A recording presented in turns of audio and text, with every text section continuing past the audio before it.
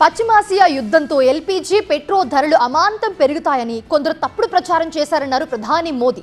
Oil కంపెనీలకు వచ్చిన 75,000 కోట్ల నష్టాన్ని కేంద్రమే భరించిందన్నారు ఆయన. రాజస్థాన్, గుజరాత్ రాష్ట్రాల్లో పలు అభివృద్ధి కార్యక్రమాలకు ప్రారంభించారు ఆయన. రాజస్థాన్లోని బలోత్రాలో పలు అభివృద్ధి కార్యక్రమాలను ప్రారంభించారు ప్రధాని మోదీ. దేశంలో అతిపెద్ద గ్రీన్ ఫీల్డ్ పెట్రో రిఫైనరీని మోదీ ప్రారంభించారు. 79,450 కోట్లతో ఈ రిఫైనరీని నిర్మించారు.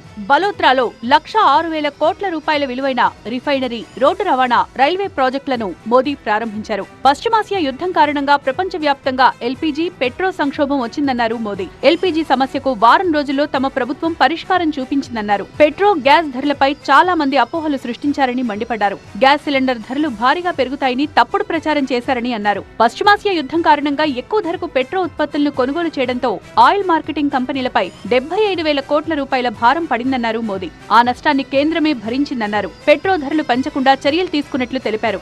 డీజిల్ पेट्रोल में 75,000 करोड़ रुपए से ज्यादा का घाटा कंपनियों को उठाना पड़ा।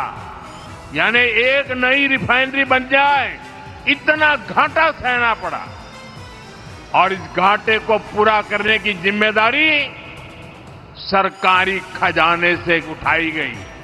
हमने प्रति लीटर 10 रुपए की एक्साइज ड्यूटी भी कम की और बहुत ज्यादा बोझ जनता पर नहीं पड़ने दिया।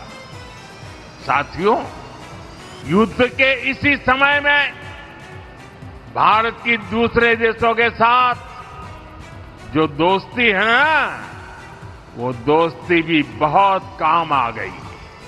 రాజస్థాన్ పర్యటన తర్వాత మోదీ గుజరాత్ లో పర్యటించారు. అహ్మదాబాద్ లోని సనాంద్లో సెమీ కండక్టర్ యూనిట్ ను ప్రారంభించారు. ప్లాంట్ను సందర్శించారు.